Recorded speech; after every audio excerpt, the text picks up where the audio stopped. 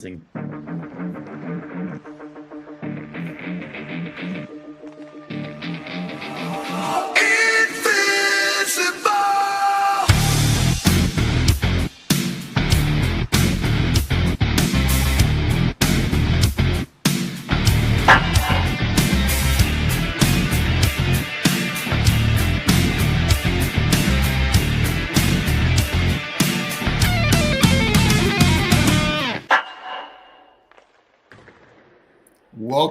Welcome, everyone, to Two Guys in Hockey Talk. My name is Pawel. We are on episode 13 of season 7. Evan, how you doing? Well, I'm having audio problems. How's that? Oh, good. No, we can hear you clearly, so that's good. Okay. Well, then we're doing okay. I feel like I'm lagging behind here. I was going to jump off and jump back in. Doing good, man. It's been a long week, but I'm looking forward to tonight's show. That's right. So we're going to jump right to it because we've got a busy show tonight. We've got Hart Levine of Puckpedia coming up tonight. Guest headliner, brought to you by JR Web Design. Is your website stuck in the Stone Age?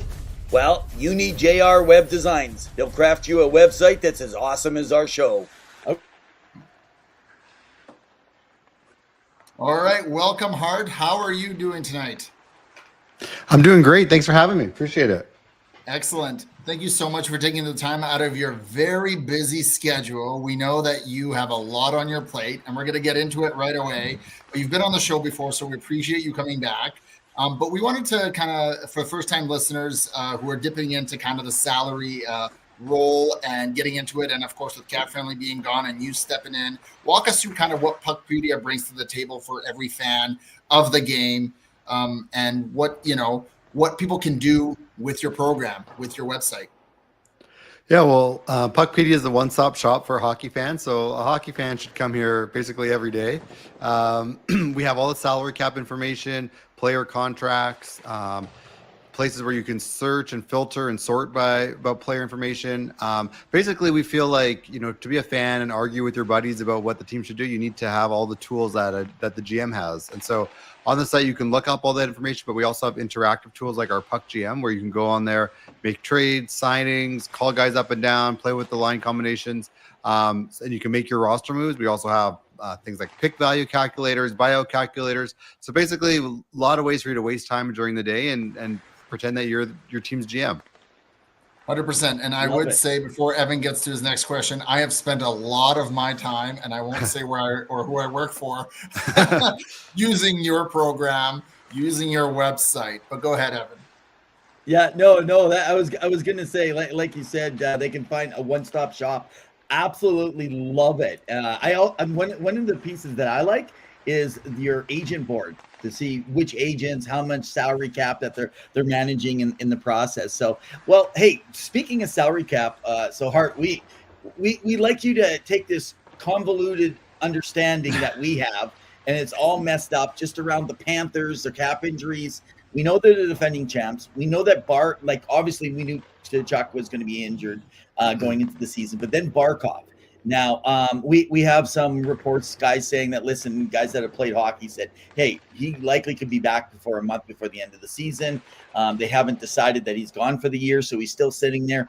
The cap for the playoffs is different, but our understanding is, and what we're being told is, it's a little different this year for how much they can take from LTIR to use at that trade deadline. Maybe walk the fans through to understand what are what's the Florida Panthers situation, and what can they or can they not do?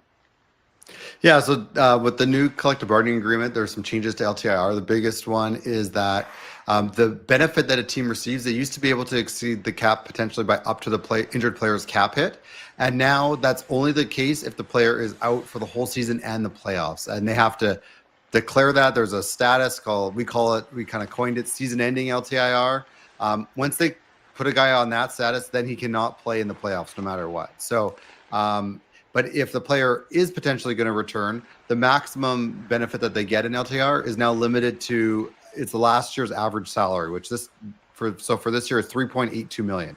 So they have Tkachuk and Barkov on just like regular LTIR right now. Each of them allow them to exceed the cap by $3.82 million. So right now we have them, they only have just $900,000 of cap space. So even to activate Tkachuk, they're going to have to clear the difference between the $3.8 million they'll lose when he's activated, and that 900,000. So they'll have to clear about 2.9 million or so. They could do that by sending guys down. Maybe a guy like Gadjevic or Schwint might go on LTIR, but they'll be pretty tight once they activate Kachuk.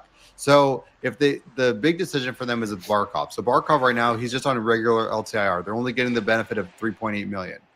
But if they decide, he's not going to make it back for the regular season and the playoffs, they could convert him to the season-ending LTIR, and all of a sudden they go from getting 3.8 million to his full cap hit of 10 million. So that's about a $6 million cap space increase. So there's really no reason for them to make that decision right now. But as we get closer to the deadline and they're trying to assess if they're going to make some moves or not, that's when they'll have to make that call and decide, are we going to basically take him out for the playoffs and get all this extra cap space, or no, leave ourselves the opportunity for him to come back? And in that case, they're pretty tight to the cap. Okay, Awesome. so just a quick question, and just as a follow-up to that, that season-ending LTIR, who does decide on that? Do you guys know at Puckpedia, or is that the discrepancy? Does the doctor have to sign off to say that? Oh, yeah. So to go from regular LTIR, the doctor has to, to be on regular LTIR, the doctor has to say the player is expected to miss 10 games and 24 days. For the player to go to season-ending LTIR, the doctor has to sign that this player is not going to be healthy and ready until the end of the playoffs. Or I guess they can't say, they're not going to say like June.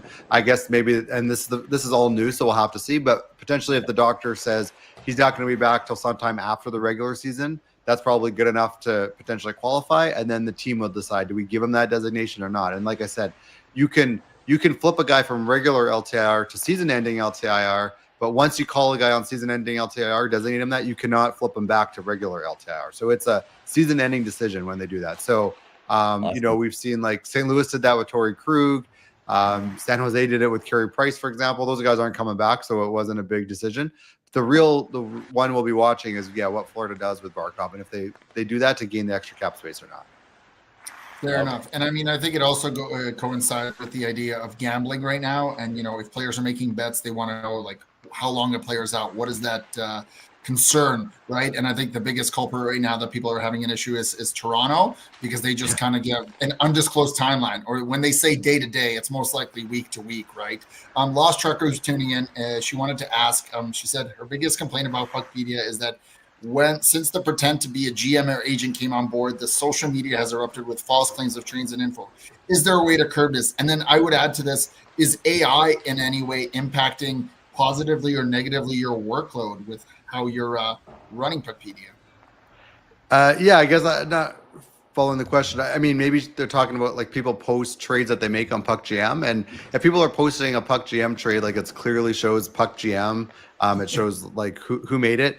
If there's an official trade, it comes from our account and it shows like the official trade. It looks much different. And if you go on the site, there's our trades page, which are real trades. If you want to see what our users have done, that's in PuckGM, and that's a whole different sort of like area of the site. So I just watched to see. I definitely see people posting trades that they made on PuckGM using our tool, but I've never really seen any confusion. Like, are we saying this is a real trade, or is that just a user created trade?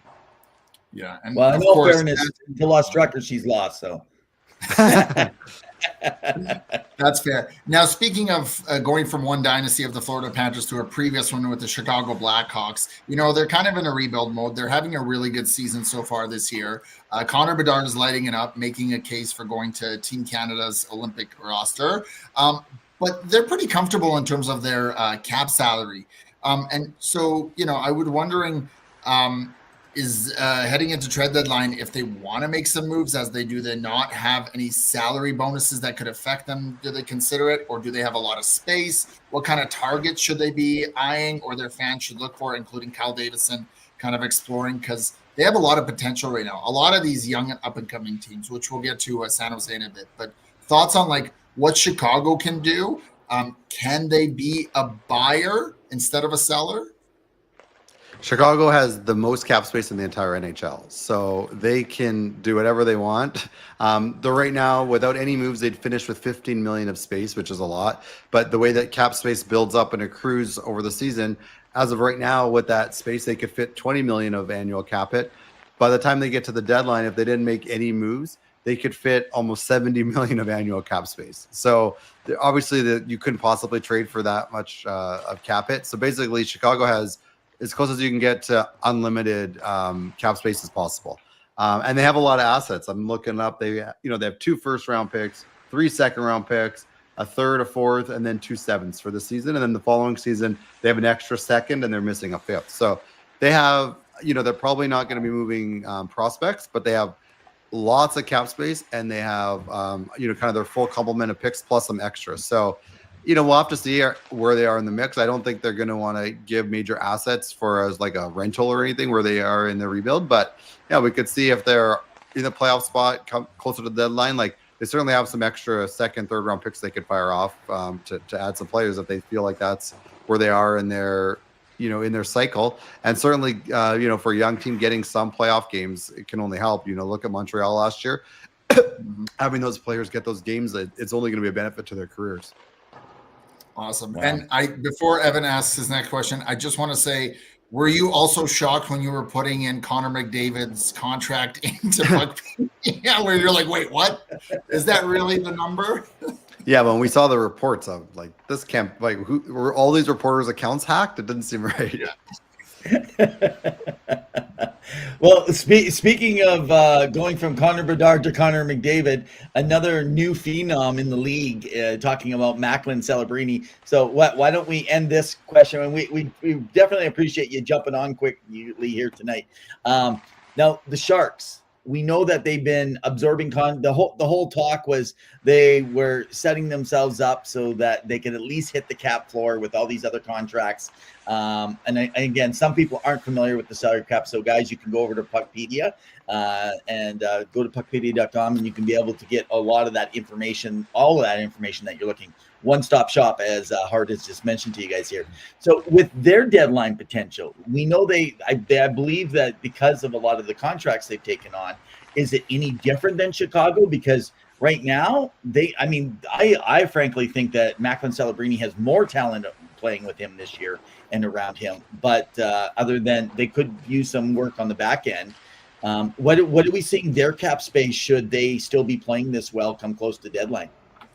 Yeah, they're an interesting case because they started like by midsummer they had a lot of cap space, but they traded for a lot of injured players, and they didn't really get like major assets. Like if we look through their trades, like they got let's see here. So for Ryan Ellis, they got a 6th round pick and a couple players, and for Carey Price they got a 5th round pick. So they took on a lot of contracts and they didn't really get much in terms of assets. And so they're actually over the cap and they're using LTIR, which is surprising considering, you think of them being a team with lots of cap space. Now they do have Carey Price on season ending LTIR. So because of that, they have $6 million of cap space left in LTIR with him. And they haven't even put Ellis on LTIR. So if they wanted to, they could flip Ellis to season-ending LTIR and gain another $6 million. So they could have $12 million of space they could add in LTIR. And so it's not the same as Chicago. And because they're an LTIR team, space doesn't build up and accrue like it would for an under-the-cap team like Chicago. So, let's say they put Ellis on LTIR, giving them $12 million. It would be the same today or tomorrow or at the deadline. It doesn't build up. But yeah, they still have $12 million potentially. Looking at their cap or their pick inventory, they have 2 firsts, 2 seconds, no third, and 2 fourths. And then the following year, they actually are missing a third, a 5th, and a 7th. So they don't strike me as a team that was going to be necessarily adding. Like I think they're still maybe a year away. And again, maybe they pick up an asset for taking on a bad contract or something because they have some cap space to bring it in, or maybe there's a team that just needs to shed a player. And isn't really looking for anything in return other than just like taking them, and they can do a deal like that. But I'd be surprised if they're really giving like hard assets, especially considering they don't have a lot. They actually don't have that many picks in future years compared to a team like Chicago. Yeah, I think one of the things that fans are actually thinking is because when you're seeing both these teams, because frankly, I think all of us can say we thought they both could be a lottery pick. And they still may be, because if we start looking at how many actual wins versus losses with ties, which are officially losses, but they have those points, as we call them, the Bettman point. Essentially, they're not maybe as good as folks may actually think they are. but they were kind of looking at that. And we've got a lot of those questions, so that's why we're excited that you could come on and kind of answer some of that. So essentially what we're saying is Chicago's got lots of room if they wanted to make a move to kind of build around, but San Jose, while they have lots of room, not near the kind of room that Chicago has. Yeah, Chicago basically has unlimited room, more space than you could do anything with. And they have some assets too.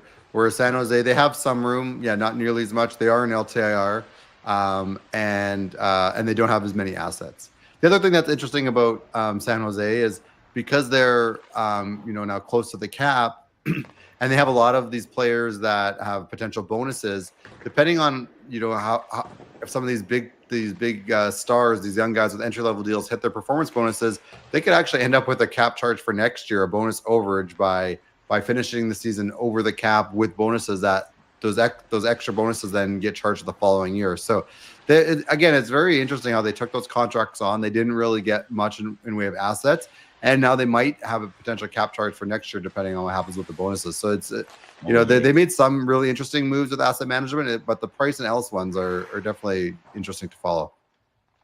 No, very true. Lost Trucker says, great to hear you, Mr. Levine. And I agree. I think you make us all a little bit smarter. I'm going to say Evan's not that smart, but for myself, I think I'm just a smidge better just because of the fact that I've been able to use Puckpedia. I have one final question I'd like to ask you, and then we'll wrap it up unless Evan has anything.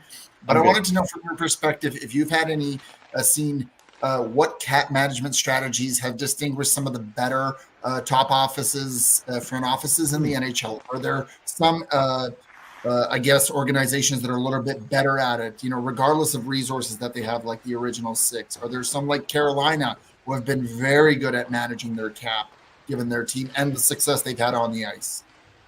Yeah, I mean, I think every team has some contracts that they end up not liking. The difference or the trick is like not to have too many of those and not to have any like big, long, catastrophic ones. I think betting on younger players that are kind of growing is the way to go. You look at Carolina; they gave a big contract early to Seth Jarvis. They just did with Jackson Blake, Stankoven.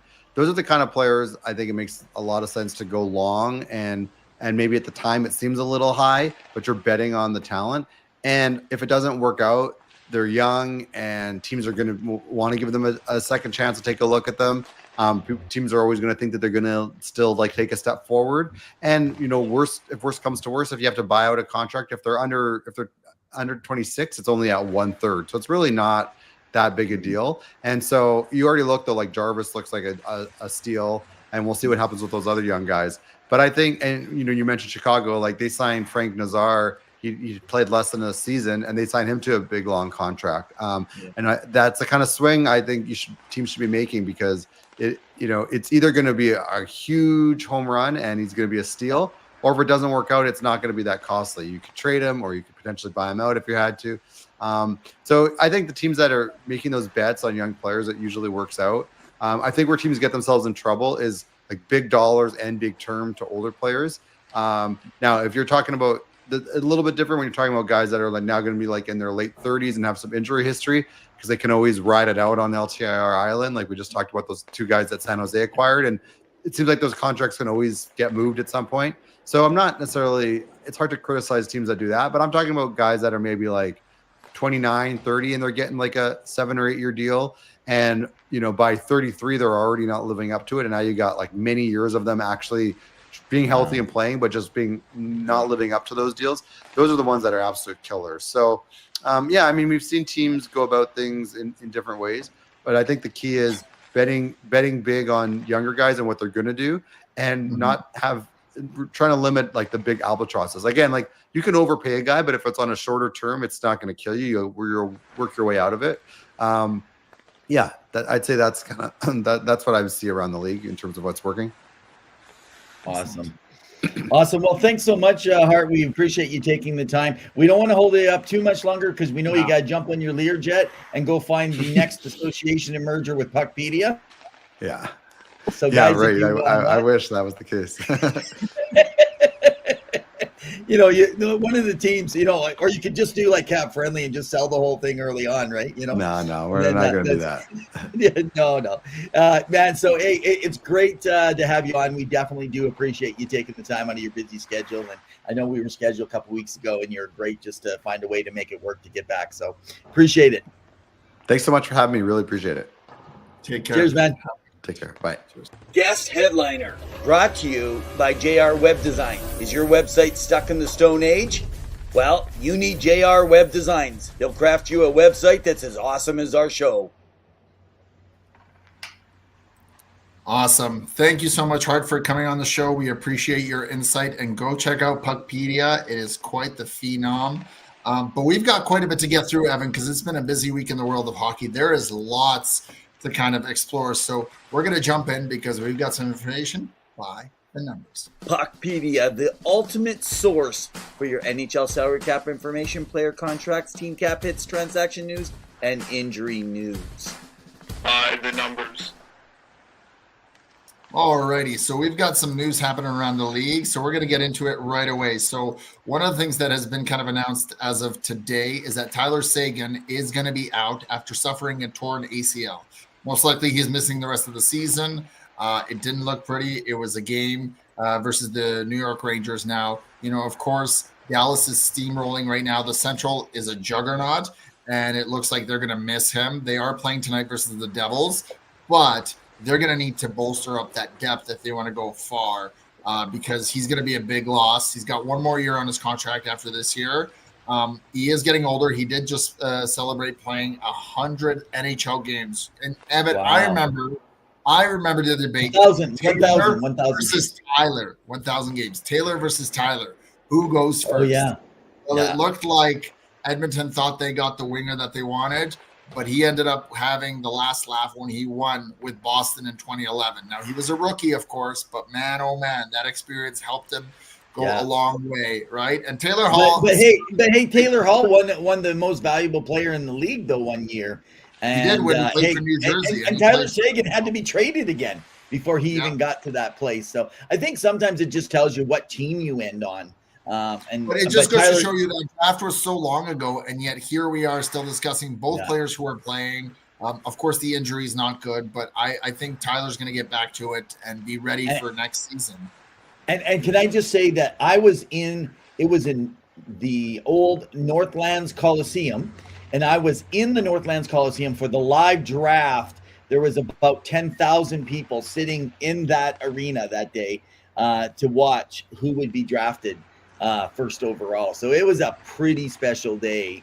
They didn't continue that with all the other drafts that they had, but that was one of them. But you're right. Yeah. I mean, it's amazing to see him hit 1,000 games, and it's really sad that injuries have really taken him out of the game, because the guy is still an incredible player. But I mean, what he can do when he's not injured, even at this stage, is amazing.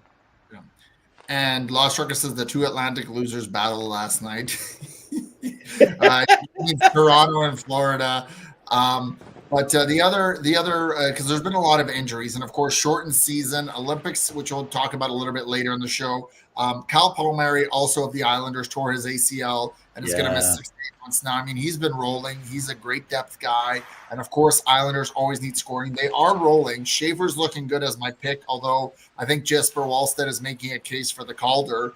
But he's going to be out. But he did earn an assist after stripping the puck from a Philly player.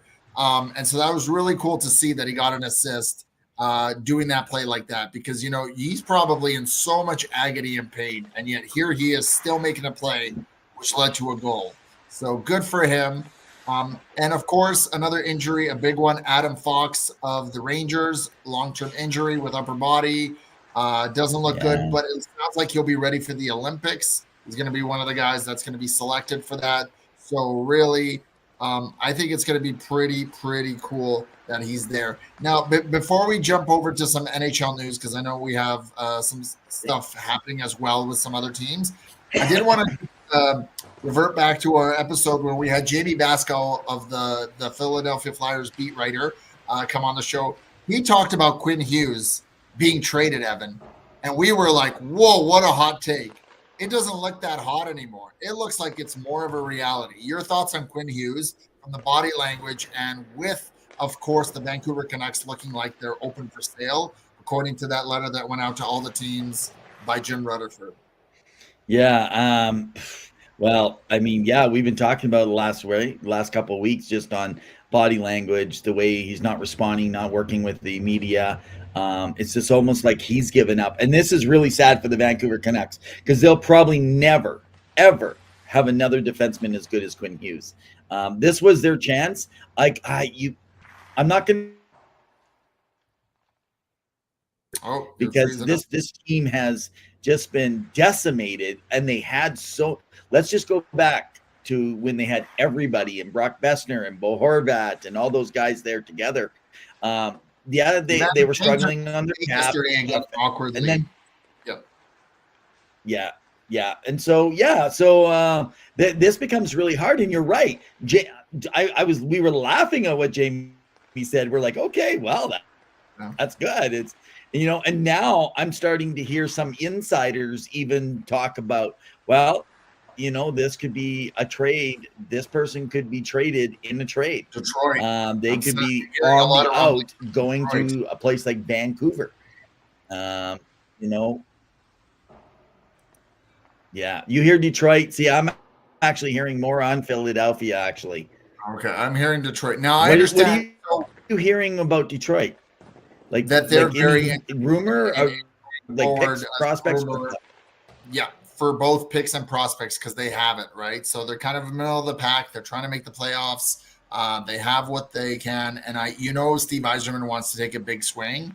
And who doesn't want a Quinn Hughes on the back end, right? I mean, the guy is just unreal, right? Yeah. Most likely going to be one of the assistant captains for Team USA. I mean, the guy just unreal. And I know he wants to play with his brothers, don't get me wrong. And New Jersey can make it work.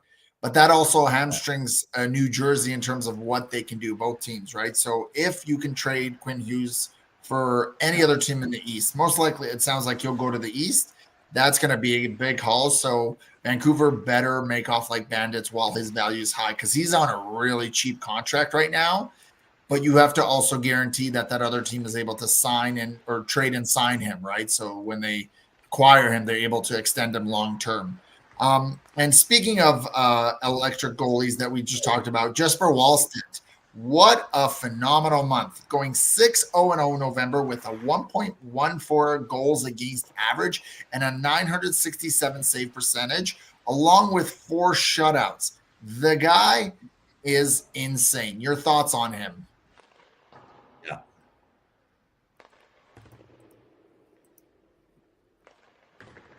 Yeah.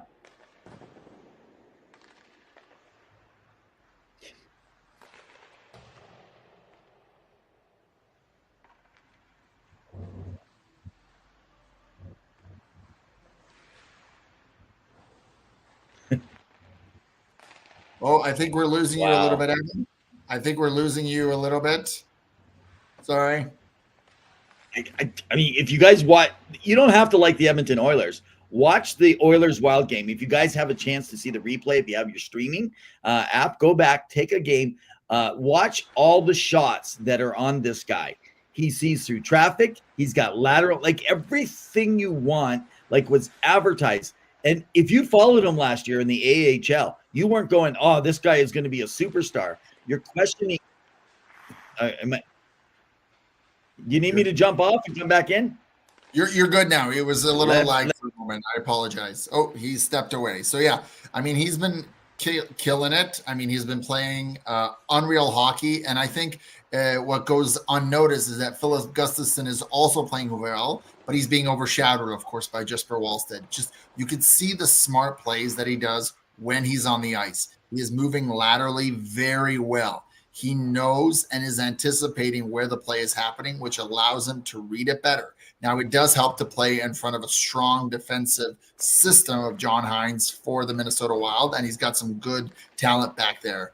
But I really believe that he has an opportunity to duel up. Well, Circuser must be Rev's Apple products messing him up. Could be. The other news that we have is Carter Hart making his debut in the NHL again after 2 years of being away from the league since the 2018 trial. They do win it in overtime, beating the Chicago Blackhawks 4-3, making 27 saves. Phenomenal game. The team huddled around him. There was a positive reception for him. Let's see if he can continue that trajectory. I know not everyone is going to be a fan of him returning to the league, but he has been reinstated, and it looks like he will be playing. So he is back now. And in other news that we have, let me see here where my nose. It looks like Edmonton still is not doing as well as they thought. So does this mean that they can turn it around, or will they miss the playoffs for the first time in several years?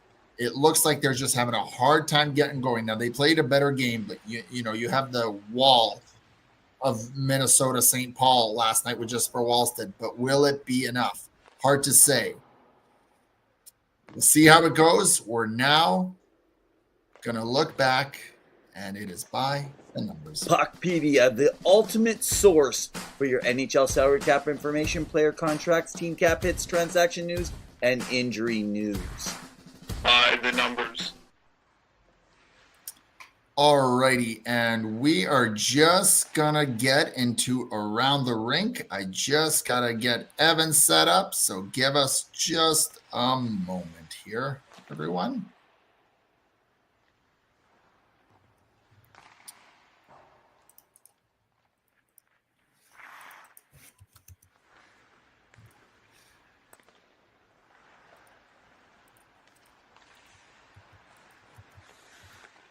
All right, so we are going to get into Around the Rink.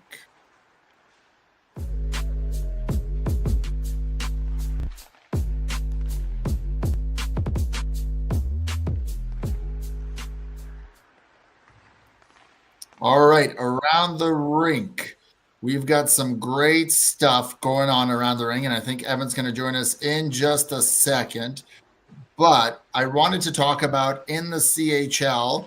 Hey, Evan, welcome back. In the CHL or AHL, Cal Foote has signed an AHL contract with the Chicago Wolves. Now, he is ineligible for an NHL call-up, but he's still going to be playing for a little bit. He is a former NHLer. His dad is a coach. He's had some success, but he was also one of the players in that trial. So there's a little bit of debate of what's going to happen, but it looks like he's going to get another chance to potentially play pro hockey. Any thoughts, Evan, on Cal Foote returning for the Chicago Wolves?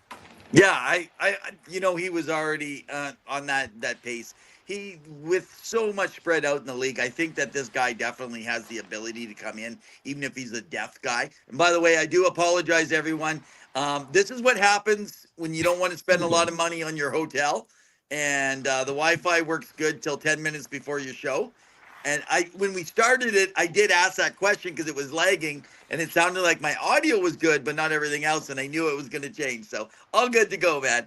But good. Anyway, I think Cal Foote, I think it's going to be a step. I predict by the end of the season, he definitely will be up playing in the NHL again. Yeah. And Lost Trucker said he's doing better than his dad. Well, yeah, I mean, Adam Foote had a really good career, right? Like generally, but I think what she's saying though, is he's doing better than how his dad is coaching. Oh yeah, I like Adam Foote for what Vancouver brings. I think he's brought the right amount of ingenuity, skill, and talent. I mean, you can only do so much when you're decimated and you have barely any people playing. It's tough, right? Just ask the Toronto Maple Leafs. Just ask some of the other teams that are dealing with so many injuries. And again, It's going to get crazier, Evan, because the Olympics are coming up. And you're going to send players. Now we're going to get into what's been happening with the Milano Cortina Olympics. Do you want to kind of allude to that right now? What's been going on? Yeah, sure. Why don't we do that? Just a sec here. I'm just going to pull up all my information because everything got kind of moved out. Definitely this has been a little bit of a frustrating one. Well, while you're doing that, I just wanted to note that in the KHL, it continues to be a busy season with the playoff races heating up. And teams like Sibir, Novosibirsk, I apologize if I mispronounced that, and the AK Bars Kazan are still competing to try to get in. They've had a bit of a hard time getting in, but of course, there are some other teams that are just steamrolling, and it'll be interesting to see if there's any players that come out of the KHL this year that potentially can make a impact in the NHL, because every year there's one that kind of stands out. And I believe it was Shlipachov from the New York Islanders who signed that big contract after I know Philly thought that they were going to get him. He's had a good start so far, not as impactful as people probably wanted him, but good enough that he's been able to transition his game and have a good time. I don't have it handy in front of me. Wasn't it Karmanov also came into the Islanders? I believe so, yes. There was 2 Russians, I think, that they came in on. So, but yeah. No, I think there's always a Russian every year. There is some potential guys that we could pull up for you guys if you guys have interest. Was it not Maxim Shabanov? That's who it was, right? Shabanov, not Karmanov. Yes, Shabanov. Yeah. You are right. Yeah, so far this season in 15 games, 3 goals, 5 assists, 8 points. So not exactly lighting it up. But I mean, when he played for Chelyabinsk Tractor last year in 65 games, 23 goals and 44 assists and 67 in points in total. And the year prior, 25 goals and 25 assists, 50 points. So he can produce. He can be a top guy. But again, the NHL is such a different league. It's such a different beast that you have to really learn. But talk about the Olympics, because there's a lot of rumblings happening right now around that.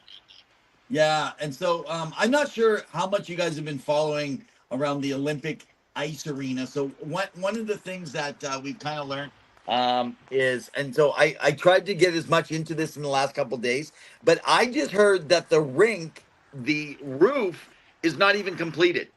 This is what I just heard yesterday. And I was like, are you serious? It's not completed. So can I just let you guys know that as far as everything, I've gone in, tried to follow up for some reliable sources, and I'm told that it's been completed. There is no issues on that. Now, there is 2 arenas.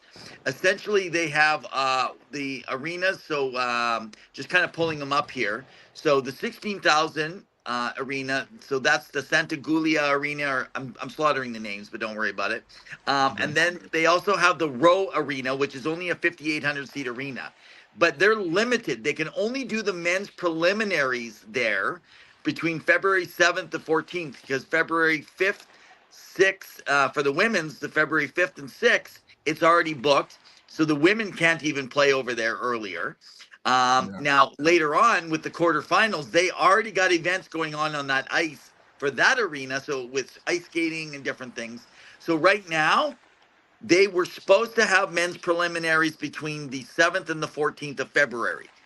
But what we're understanding now, when it comes to the arena and the roof, it's all done. Don't worry about that. That's been completed. The steel framework, everything's been done. They put in the seating. The issue is the actual rink itself. And so this is what the issue is. Now, an NHL standard, because they were told when they set this inside, the organizers, they said that needs to be NHL ready, NHL standard. And this was the agreement to return to the Olympics with the NHL and the NHLPA. But now, I'm not sure if you guys, some of you actually know this, the IIHF, or as we call the Olympic size, is the length of a rink is 196.85. Okay, that's the length. It's 200 feet in the NHL. So an Olympic is not as long, but the difference is it is 98.4 feet wide, and an NHL is only 85 feet wide. But this arena, because they ran into all these issues and sponsorship deals and some of the money, so the funding, do I have my numbers here? I just pulled it up a little bit earlier. I think we're talking at double the dollars have actually been spent on this one. I can't find them really handy. Oh yeah, so it started off at 180 million and it's hit 270 million dollars. So for them, that's a lot of money over there. Now, coming around on it, the arena in Milano will not be as long as an NHL ice also. It'll be 196.85, same as the Olympic IIHF. However, the width will be only 0.3 feet wider between both sides as an NHL arena. So it's 0.3 of a foot wider, and it's going to be 3.5 feet shorter. So this is going to change, and we're going to talk about this a little bit later here when we want to go into around some NHL, like around NHL players going for Team Canada. Who are they going to select? Because guys, get ready. This will, and even though they might get suspended because of IHF, this could, if this arena is ready to go and they're playing in the shorter arena, this could impact because it's not as long of an ice. And I know you guys say that might only be 3.5 feet. Well, it's already a small rink for NHL players to play on. Now you start putting the best on best, they're at the other end in no time flat. And I think that you're looking at your teams loading up on a few more checking forwards than they normally would. 100%. And I think there's a lot of, I want to say, information and reporting out there.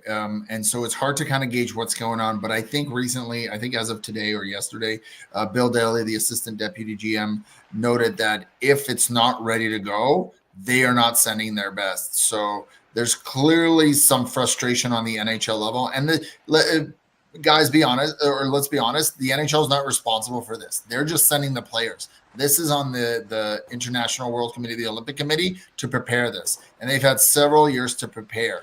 The fact that you can't prepare a rink so far, it should be ready to go, Evan, to be tested out. The fact that it's not even there yet. Now, I know people compare it to other rinks and his previous Olympics and what happened there. It's not the same. You got to be able to prepare. You're sending a lot of these players, top-notch players that are valuable to their franchises. You're sending Sidney Crosby, Nathan McKinnon, Adam Fox, Austin Matthews. If there's an injury, who knows what could happen for those franchises, right? There's a lot of money on the line. So people have to really be cautious here. Now, I also don't want to lose the opportunity to see the best on best in the world, which would include a Crosby and McDavid and McKinnon versus a Matthews and Eichel and a Kachuk, right? Like, we want to see that. And that doesn't take away from also some of the best Finnish and Swedish players among some other countries, including Team Germany. So I really believe that they got to figure this out. Otherwise, it's going to be a bit of a problem. And I think it's becoming a bigger story than necessary because, Evan, we're on December 3rd already.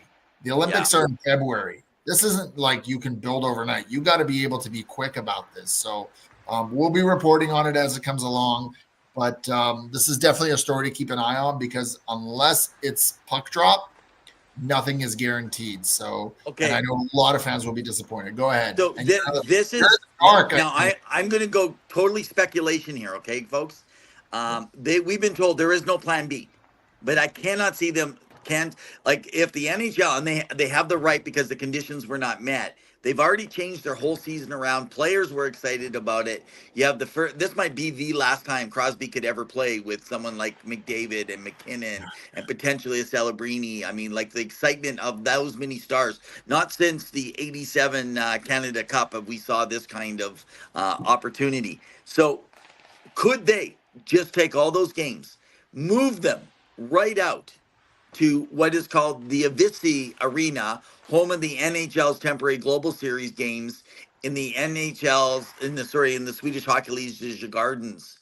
That would be the next closest probably arena that they could use, most feasible NHL size. It is not what they want, but it's all televised. Yeah. So they could send someone over there last minute. I think something like that would actually happen. And I mean, guys, let's be honest. It is over 1,200 miles away, okay? But it is only a 2.5-hour flight. So that might be what you're dealing with, and they can seat in between 8 and 13,000, and I'm sure that they would find a way to make it work. So if you're really worried and you actually think that, like in your situation, you're like thinking, no, I don't know if they're going to play. Well, I think that might be what we have to look at. Fair enough. I'm glad you're out of the dark now that you know and you've come to the light. I was just looking. So that's kind of weird because I'm using my phone so I can't access. So I was trying to look for the next closest location that we could possibly have. So again, this is 100% speculation. No one has ever reported on this possibility. But I don't think will cancel. They will find something like that. We'll see how it goes. And finally, in the PWHL so far, some players to keep an eye on because the season's been going pretty well. Taylor Gerard of the New York Sirens scored a hat trick in her first PWHL game. And it was in a single period, which is pretty impressive. Claire Thompson of the Vancouver Golden Eyes, the newer team, the expansion team this season, she scored and assisted in a back-to-back game, so she's extended her point streak into the new season. And of course, the goaltender for Boston Fleet, Ariel Frankel. I apologize if I'm mispronouncing that. She's been putting up a .980 save percentage and .50 GAA. So she must be taking the same coaching advice from Jesper Wallsted's goalie coach, because she is really lighting it up. These are some of the star players right now to keep an eye on the PWHL. If you're watching, there's some great players there. Any final thoughts before we move away from around the rink? No, I'm good. We Awesome. did it. Awesome. And that's around the rink.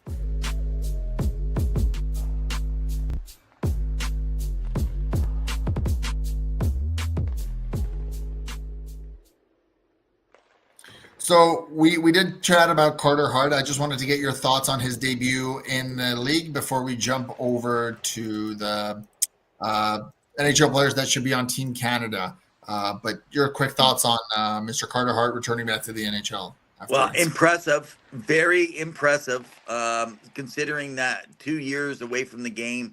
I know that he's got a few games under his belt with the Henderson Silver Knights, which is basically Las Vegas. It's just like being Vancouver and Abbotsford. I know Zill might question that because she knows both areas very well. She might say it's closer. So go ahead, Zill, and you can quote a different location and proximity. It's probably more like actually Burnaby and Vancouver, or something like that. But anyway, I actually think that watching the game, and I watched the whole game, watched it all the way through, watched his movements. I'm telling you, he's got being behind a different team. He played for years under a bad Philadelphia Flyers team, and his record doesn't give him justice. His save percentage doesn't give him justice. Lots of high quality shots against, good like A quality shots that should not be being given. And after a certain point, goalies lose confidence if there's nobody there to help pick up rebounds or anything around it. So great. I'm excited for him. Hey, there was a massive ovation for Carter Hart for his first game. So congratulations to him. Awesome. And so let's get into, because we talked about it last week, about some players that could be left off of Team Canada and who potentially could make it. Now, we talked about potentially Connor Bedard, Macklin Celebrini, who we indicated with Cart Levine about kind of the breakout seasons they're having. But I know you kind of wanted to go through some of the players, and both Team USA and Team Canada's who we can cover tonight, because we know who's kind of been announced for the initial team. 6 players for Canada: Crosby, McDavid, McKinnon, Makar, Braden Point, and Sam Reinhart. No questions there. All having really good seasons. Even Sam Reinhart, he hasn't lit it up. He's still excellent. Braden Point's not. And that's what bothers me about this. They booked Braden Point in. And so I as a Canadian, I'm not happy that Braden Point is automatically a given into the Olympics just because of what he did in his past. Frankly, this is not the year I would bring him in. If it ain't broke, don't fix it. And as but for it is broke. It is broke. The guy's not performing. Well, neither is Bennington, and he wasn't last year, and yet but he's their number one goalie. I wouldn't bring Bennington this year. Bennington was okay last year, but he's way worse this year. I would not bring Bennington. Yeah, the team in front of him is not any good, and it was the same last year. But Doug Armstrong's the GM, so of course he's going to bring in his guy. Yeah, right? But this is not about who your favorites are. This is about winning a world gold championship. Wow. What do you mean? Oh, come on, man! You bring the guy in. You bring the guy in that has the veteran experience. He's won a cup. What do you mean? So he can have a terrible year and we don't bring him in? Well, then you better bring Zach Hyman in. You better bring Zach Hyman in because now he's not injured, and the guy is an incredible player, and he's going to be playing, and he's a veteran. Who are you pulling out for Zach Hyman to go in?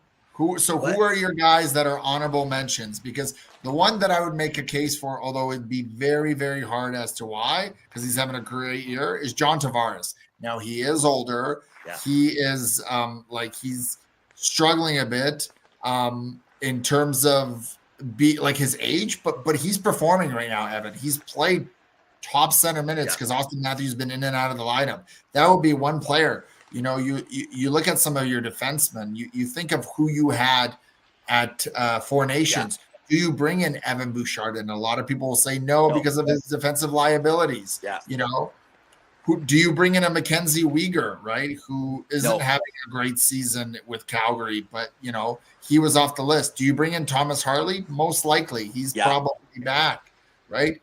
Who's your seventh? Travis Sanheim. Travis Sanheim would be my one that I would consider changing up. That was at Four Nations. But your thoughts? Yeah. So defense, you're not going to find defense messing around too much, and they want more defensive guys. And long as they can move the puck up front quickly. What's that? Who can move the puck up quickly to the forwards because you know those guys can 100%. And they can't trust. In these short tournaments, they can't trust guys who could give up the puck on the defensive end. So that's generally always been straight across for the defense. Offense is a little bit different. So I don't got Hagel this year. I don't have Cirelli there this year. Frankly, I don't think Reinhart deserves to be there. I frankly do not believe Point should be there. I don't even think you can make a point that even Marner, he's having a good year, but does he really belong there? Maybe I would take out Marner and I put Tavares in. I definitely am putting Tom Wilson in though. He's having a great year and he's a big tough guy. It's different. Like, so you're throwing him out there to throw. I'd rather have Celebrini there than Tom Wilson. Tom Wilson is a scorer. Have you not watched him? I have watched him. I have watched him, and I think he most likely will get there. But he also brings a different type of game, which I think they would prefer. But then, do you bring in somebody like Mark Scheifele? Because I think he was omitted from Four Nations, and yet he can come on. Or Nick Suzuki, who's having a really good year, although, of course, the Canadians are struggling right now. Like, that's a big one. Suzuki doesn't have the defensive awareness that he's going to need in a bottom six, though. So that becomes a little bit. But I think they need to change out that top six. I do not believe you bring Brad Marchand back. I don't believe that would be I think they bring Marchand back. I think they do. I think they will, but I'm saying you're asking who do you take out? And that's my point. I think that I'm going to move out quite a few players. I do not like bringing players because they're veteran, and you say, well, you can trust them before. No, it's not veteran. Binnington got in last year because he wasn't playing well. No, because you won at Four Nations just less than a year ago, and that's why you had success. But they're not. They didn't finish the year good, and they didn't start the year good, and you don't bring them in when they're not making plays.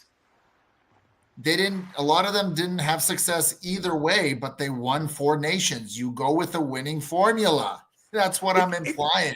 Not a year later. It is one calendar year. Do you follow? No, I know you do. I'm just being facetious. But do you follow hockey? Because when you watch hockey, 1 year later, where did the San Jose Sharks become so good all of a sudden? Where did Celebrini become like a superstar? When did the Bedard all of a sudden switch it up? When did you can start going through teams right now. Edmonton looks like they're not even going to make the playoffs. So maybe Connor McDavid should stay home because he doesn't seem to be a very good leader too.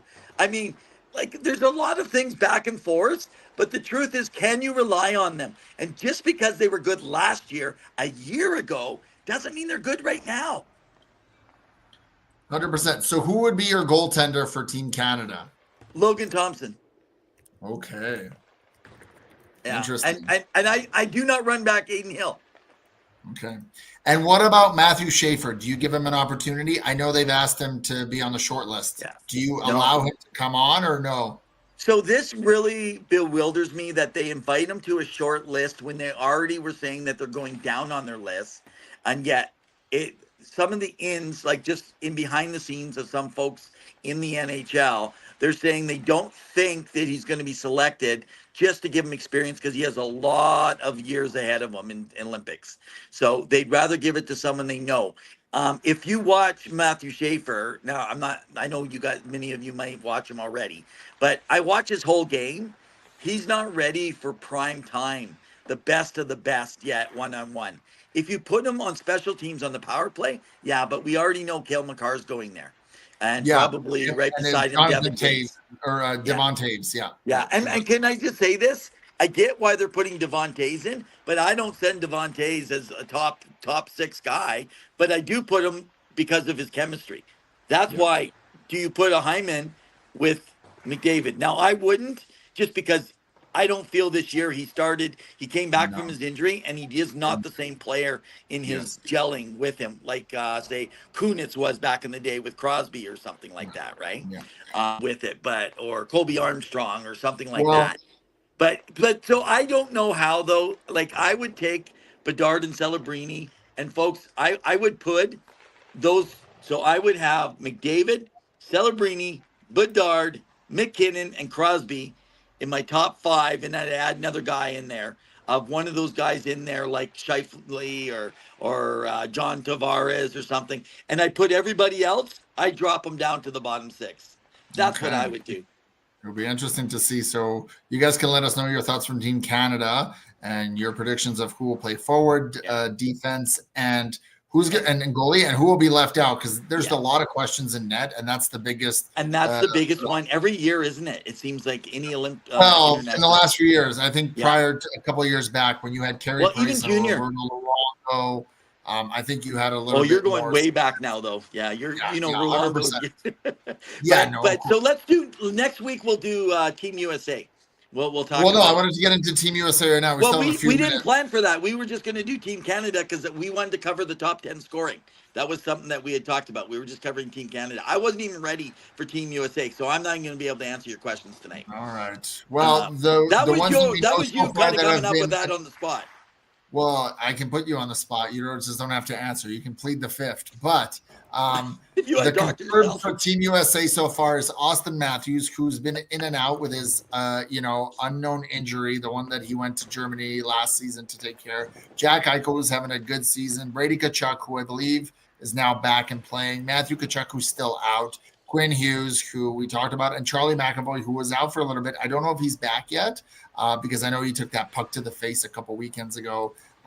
So there's a lot of players potentially that could be there, including players like Adam Fox, who we talk about, Zach Werenski, who's having a pretty solid season. But we'll get into next week. But again, Hellebuck was their number one starter. And what does that look like? He's out right now. And will he be ready? Most likely. But how good will his knee be after that knee surgery, right? So, but it doesn't matter. It doesn't matter because you said why would you mess with a good thing? They had a good thing and they were a top team last year, so they should just go with Connor. No, but they lost. The U.S. lost, and they lost by a single goal in overtime. Who cares? And who did they pull out of their lineup? Who did they pull out of their lineup for the last game? A fellow player of his, Kyle Connor. Can you imagine if you had Kyle Connor there right now? So it'll be interesting. Lost Trucker says, no, USA Olympics. We're going to get into Team USA and maybe Team Finland or Team Sweden because there's quite a few teams there. But that's pretty much it. Let's wrap it up here. Yeah, let's do it. Any final thoughts you want to share or chat about? Because I got one that I think people aren't discussing enough right now about. No, I'm good across. I just want you guys to remember name JP Hurlburt. We'll next week talk it back into Revs Top 15, and we're going to talk about a couple amazing things with a player who couldn't even make a USHL team and has been like doing incredible. He left the OHL, go to the USHL, came back and is lighting it up. And JP Hurlburt, who we don't even think will make Team Canada. And by the way, by this time next week, we're going to know the World Juniors. And who's on that junior team is going to be announced. It should be by the 8th here. That should be good. One thing I wanted to chat about before we wrap up is no one's talking about Jason Robertson and his contract extension that's coming up with the Dallas Stars. He is having an unreal year with 17 goals and 19 assists in 28 games. So he's over a point per game, Evan. He's only got 2 penalty minutes, so he's playing very well. He's coming out at the end of his 4-year, $31 million contract that he signed at $7.75 million. Yeah. People aren't talking enough about the fact that this guy's going to get paid, potentially could make Team USA. That's how good he is. And really, your thoughts on what his contract is going to be, given that Antonin just signed that 12-plus So $1 million. my plan tonight was to go over the top 10 scores, and he was in it already. So I'm going to divert and go with what you just said. You proved why we need to talk about him, and I'd like to cover those top 10 guys and what they're doing, because we know like 2 or 3 of them are being talked about, but guys like Robertson are not. And I think he deserves his kudos. Just listen, Dallas will find a way to sign this guy. They are not letting him go. Yeah. So did you want to kind of preview your top 10 scores, or leave that for next week? We'll leave that for next week, and we might slightly change it. We'll see what the scores are by next week. So guys, get ready next week. We'll do top 10. We'll cover more. Maybe let's do this. Let's cover Sweden, Finland, and Team USA for the Olympics, and we'll go with we'll have a Revs top 15 next week in a hockey history. Awesome. Well, thanks, guys, again for tuning in. We are here every Wednesday night at 7 p.m. Mountain Standard Time. We are on X/Twitter at Rev or hockey_2.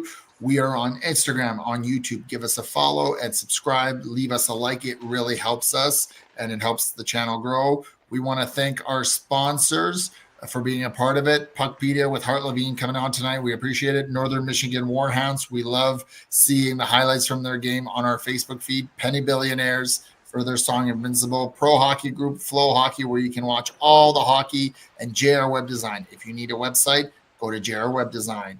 We've got articles galore consistently on our website at twoguysinhockey.com. We love having you guys visit there. We appreciate it. Make sure to reach out whenever you get a chance. We love hearing from you, your thoughts, our feedback. We love having our own rants online with you, but we always keep it respectful. And on that note, we are going to wrap up another great edition of Season 7, Episode 13 of Two Guys in Hockey Talk. Always, Evan.